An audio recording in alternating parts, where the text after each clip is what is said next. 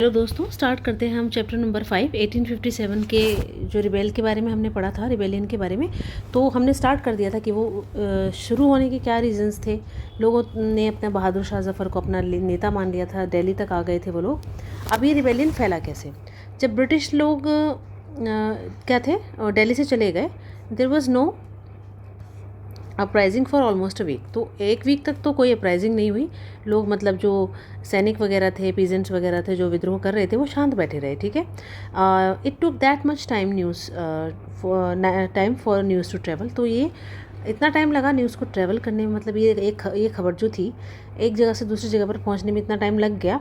Then a spurt of mutinies began. तो फिर एक के बाद एक छोटे मोटे विद्रोह दोबारा से चालू हो गए। Regiment after regiment mutinied and took off to join other troops at nodal points like Delhi. तो एक के बाद एक रेजिमेंट जो सैनिकों की थी वो विद्रोह करना शुरू हो गई, और उन्होंने क्या किया कि दिल्ली जैसे नोडल पॉइंट्स पे जो ट्रूप्स थी उनको ज्वाइन करना शुरू कर दिया, जैसे कि कानपुर और लखनऊ थे। उसके बाद जो लोग थे टाउन्स के, विलेजेस के, वो भी रिबेलियन के लिए खड़े हुए और उन्होंने लोकल लीडर्स के साथ रैली करनी शुरू कर दी। ठीक है, तो उसके साथ क्या होगा, फिर क्या हुआ, zamindars and chiefs who were prepared to establish their authority and fight the British. तो क्या था कि जमींदार और जो चीफ्स थे, जो अब तक के लोगों पर अपना जो हुक्म जमाना एक तरीके से बोलते हैं कि उनको कंट्रोल करने का काम करते थे, ज़मींदार और चीफ्स ही होते थे, उनकी अथॉरिटी थी अब तक यहाँ पर। लेकिन ब्रिटिश लोगों ने उनकी भी अथॉरिटी छीन ली थी। तो उन्होंने सोचा था कि अब जो इस तरह का रिबेलियन हो गया, तो हम भी अगर इसका पार्ट बनते हैं तो हो सकता है कि हमें पुरानी जो हमारी पावर थी वो हमें वापस मिल जाए। नाना साहिब जो थे वो एक अडॉप्टेड सन थे लेट पेशवा बाजीराव, जो मराठास के हमने पढ़े थे। अब मराठास के बारे में शायद आप थोड़ा बहुत तो आप जानकारी जानते हैं, लेकिन उसके बारे में डिटेल में पढ़ सकते हैं आगे वाले क्लासेस में। वो लिव्ड नियर कानपुर, ये कानपुर के पास रहते थे। ये इकट्ठा हुए, आर्म्ड फोर्सेस इन्होंने इकट्ठा की अपने आसपास, मतलब अपने साथ, और जो ब्रिटिश सेना थी उसको सिटी से बाहर निकाल के फेंक दिया।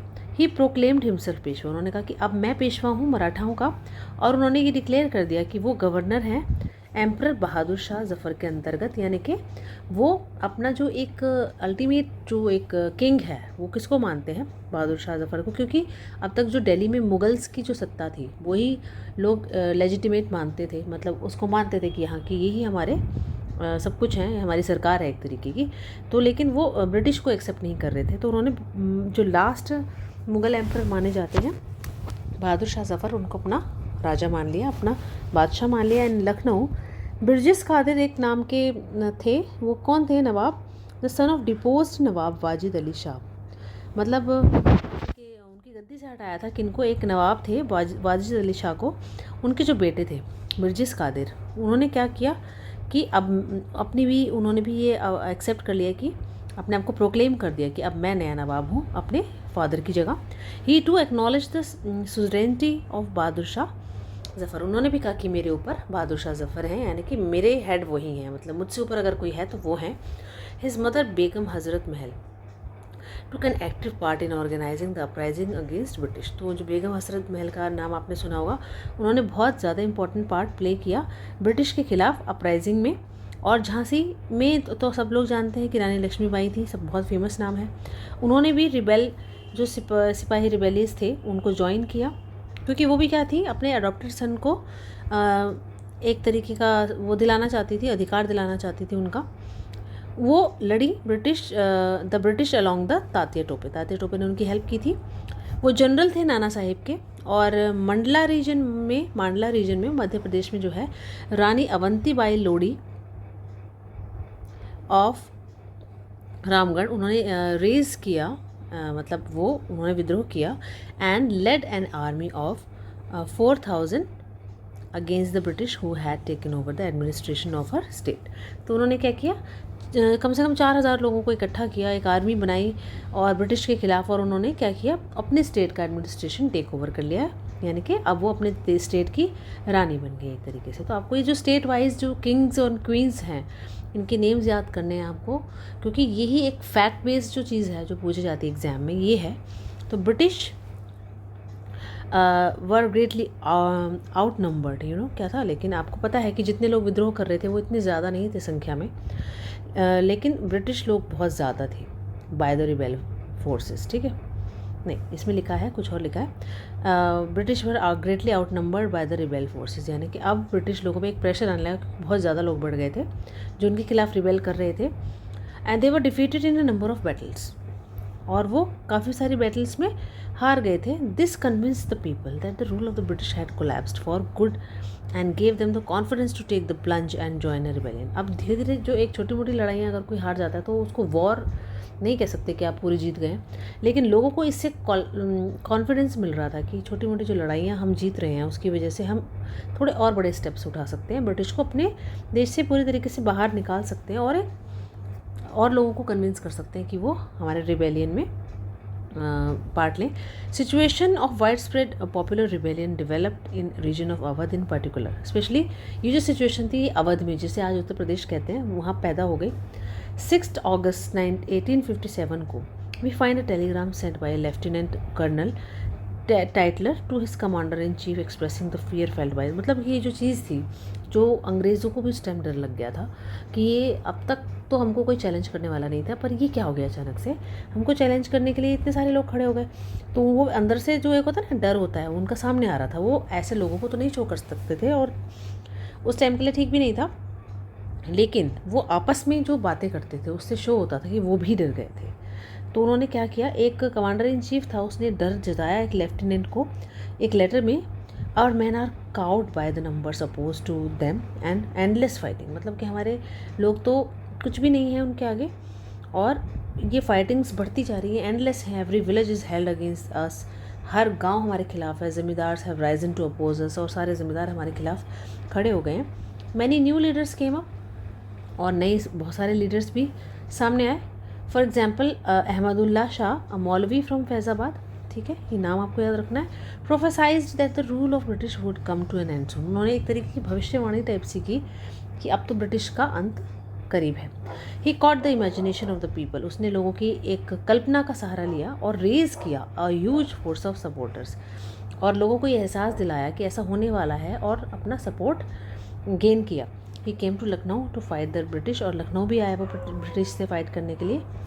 दिल्ली में a large number of ghazis and religious warriors came together, बहुत सारे जो गाजीज और रिलीजियस, मतलब गाजीज किसे बोलते हैं, जो रिलीजियस वॉरियर्स होते हैं उनको बोलते हैं, जो धर्म की रक्षा के लिए लड़ते हैं, ठीक है। तो वो सामने आए और उन्होंने वाइट लोगों का यानी कि अंग्रेज़ों का सफाया करना शुरू कर दिया। बख्त खान एक सोल्जर थे बरेली से, उन्होंने बहुत सारी बड़ी फोर्स का जो फाइटर्स की थी उसका चार्ज लिया, यानी कि उनके लीडर बने। And who came to Delhi, वो भी दिल्ली आए और वो एक बहुत बड़े की मिलिट्री लीडर यानी इंपॉर्टेंट लीडर बने रिबेलियन का। बिहार में कौन था, एक ओल्ड जमींदार थे कुंवर सिंह। ये सब आपको स्टेट वाइज, आपको रीजन वाइज नाम याद रखने हैं। यही एक चीज़ है इस तरह की जो हमारी हिस्ट्री का पार्ट है, उसमें कहाँ से कौन किसने एक्टिव पार्टिसिपेशन किया, तो ये ही इतिहास बनाते हैं ये लोग। और ये इतिहास बनाने वाले लोगों का नाम जितना याद रखना ज़रूरी है, तो ये कहाँ से बिलोंग करते थे, इन्होंने कहाँ जाके अपनी मांग को सामने रखा है या लड़ाई की, ये सब भी याद रखना बहुत ज़रूरी है। तो join the rebel sepoys and battle with the British for many months, तो कई महीनों तक लड़ाई चलती रही। Leaders and fighters from across the land join the fight, मतलब अब एक जगह से नहीं कई जगह से ऐसा हो रहा था, जो कई सारे लीडर्स सामने आ रहे थे इस फाइट को ज्वाइन करने के लिए। अब तक तो कंपनी का रोल हमको नहीं नज़र आ रहा, कि ऐसा लग रहा है कि कंपनी कुछ कर ही नहीं रही थी, लेकिन अब यहाँ पे आपको कंपनी ने क्या किया इसको दबाने के लिए, ख़त्म करने के लिए, तो अब आप देखेंगे the company fights back. Company अब कैसे लड़ती है। Unnerved by the scale of the upheaval the company decided to repress the revolt, मतलब उनको कोई ये जो अपीवल का मतलब होता है जो ये उपद्रव हो रहा था, जो लोग उभर के आ रहे थे, लड़ रहे थे, इससे अनअफेक्टेड रहकर कंपनी ने क्या किया कि हम रिवोल्ट का सफाया करेंगे, दबाएंगे इसे अपनी पूरी शक्ति के साथ, ठीक है। It brought reinforcements from England, उसने क्या किया, सेना बुलाई ब्रिटिश ने इंग्लैंड से, नए लॉज ऐसे पास किए जिससे कि रिबेल्स को हम किसी भी तरीके से किसी केस में फंसा सकें आसानी से। And then moved into the storm centres of the revolt, और फिर वो क्या हुए, जहाँ पर मेन रिबेलियन फैला हुआ था, मेन सेंटर्स पर वो मूव कर गए। Delhi was recaptured from the rebel forces, मतलब लड़ाई के बाद आप obviously British were more powerful then the rebellions, तो उन्होंने क्या किया, दिल्ली को रिकैप्चर किया। सितंबर 1857 में, मतलब जीत रही थी अब इन शॉर्ट अगर बताएं तो। द लास्ट मुगल एम्पर बहादुर शाह जफ़र, उनके ऊपर भी केस चला और उनको आजीवन कारावास की सज़ा हो गई। वो और उनकी बेगम जीनत महल, उनको जेल में कहाँ भेज दिया गया? रंगून की जेल में भेज दिया गया अक्टूबर 1858 में। बहादुर शाह जफ़र फिर रंगून की जेल में ही मर गए थे नवंबर में 1862 में, लगभग 4 साल बाद। जो ये रिकैप्चर हुआ था दिल्ली का, however did not mean that the rebellion died down after that. मतलब दिल्ली पे कब्जा करने का मतलब ये नहीं था कि ये रिबेलियन ख़त्म हो गया। People continue to resist and battle the British. लोग जारी रखे हुए थे लोगों ने अपना किसी न किसी तरीके से, किसी न किसी रेसिस्ट करते रहे वो लोग ब्रिटिश लोगों को। British had to fight for 2 years to suppress the massive forces of popular rebellion. तो ब्रिटिश लोगों को ये नहीं कि 1 महीने में उन्होंने सबका सफाया कर दिया हो, क्योंकि कई जगह पर ये चीज़ फैली हुई थी, तो उनको लगभग 2 साल तक लड़ाई करनी पड़ी। लखनऊ वॉज टेकन इन मार्च 1858। मतलब अब जो रिकैप्चरिंग का जो पूरा एक सीरीज़ चलेगी, अब देखेंगे आप लखनऊ को कब रिकैप्चर किया। 1858 में रानी लक्ष्मीबाई को हरा दिया गया, और वो आपको पता है कि युद्ध में मारी गई थी जून 1858 में।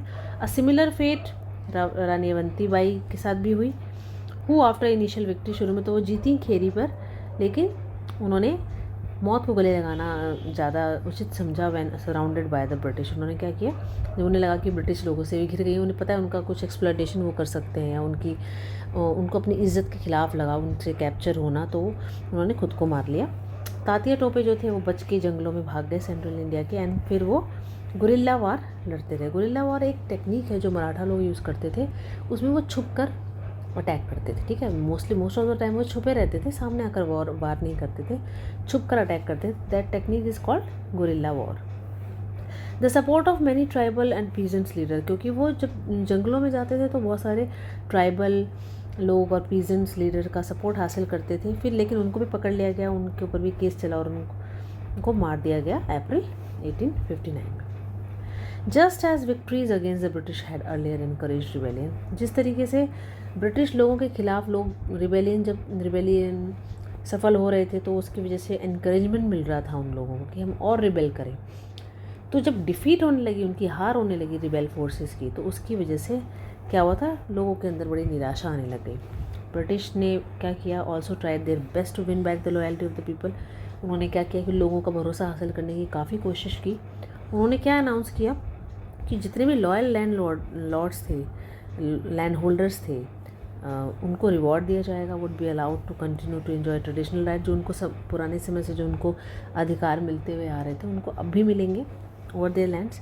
Those who had rebelled were told that if they submitted to the British, और जिन्होंने विद्रोह कर दिया था, अगर वो आत्मसमर्पण कर देते हैं ब्रिटिश के आगे, तो और उन्होंने किसी भी वाइट पीपल को नहीं मारा है, तो क्या किया जाएगा उनके साथ, दे वुड रिमेन सेफ, वो सेफ रहेंगे, and their rights and claims to land would not be denied, और उनकी जो ज़मीन पर उनका अधिकार था और जो उनके पुराने राइट्स उनको मिले हुए थे वो वापस नहीं लिए जाएंगे। Nevertheless hundreds of sepoys, rebels, nawabs and rajas were tried and hanged. बहुत सारे लोगों के साथ उन्होंने अत्याचार किया, उन पर केस चलाया और किसी न किसी तरीके से उनको सज़ा दी, उनको फांसी पे चढ़ा दिया। ठीक है, तो ये सब उन्होंने अत्याचार जारी रखे। और क्या था, देखिए कुछ पिक्चर्स हैं, इसको रिलेट करके देखिए। Sometimes you are given some pictures and you are asked that what is being happening here. तो आपको बताना है कि this is the picture of 1857 rebel, and ये जो भी कुछ है आपको बताना पड़ता है। कई बार मतलब कुछ हाई क्लास जब क्वेश्चंस पूछे जाते हैं, तो you have to go through each and every picture, और आपको ध्यान से पढ़ना है कि किसमें क्या चीज़ है। The siege train reaches Delhi, ठीक है, जब ये सारे पहुँच गए थे, British forces initially found it difficult to break through the heavy fortification in Delhi, and on 3rd September 1857 reinforcement arrived. A 7-mile-long siege train comprising cart loads of cannons and ammunition। देखिए जो अंग्रेज़ों ने अपने हथियार मंगाए थे, देखो ये कैसे आए हैं। ठीक है, ये सब क्या था, एलिफेंट्स देखो पुल करके लेके जा रहे हैं ये सारी चीज़ें। और ये है postal stamp issued in commemoration of Tatya Tope, उनकी याद में ये स्टैम्प चलाई गई थी। और ये वाला जो पिक्चर है, ये क्या शो कर रहा है, ब्रिटिश ट्रूप्स देखिए blow up Kashmiri gate to enter Delhi. अब देखिए कैसे एंटर कर रहे हैं दिल्ली में, रिकैप्चर करने के लिए दिल्ली को। अब है आफ्टरमाथ, इसको हम अगले वीडियो में कवर करते हैं कि उसके बाद के इफ़ेक्ट्स क्या पड़े। 1857 का रिबेलियन बेशक असफल रहा, लेकिन उसके कुछ ऐसे लॉन्ग लास्टिंग इफ़ेक्ट पड़े जो कि इंडियन जो लोग थे उनके भले के लिए भी थे, उनके अच्छे के लिए थे। कुछ अच्छा हुआ, लेकिन मतलब कुछ चेंजेस उन्होंने करने की कोशिश की, जिससे कि जो ईस्ट इंडिया कंपनी की जो एक तरीके की मोनोपोली थी, वो हर तरीके की जो एक्सप्लॉयटेशन कर रहे थे, कुछ लगाम लगी उस पर। तो देखते हैं क्या होता है आगे अगले वीडियो में। तो प्लीज़ इस वीडियो को लाइक करें, शेयर और सब्सक्राइब करना ना भूलें। Thank you so much.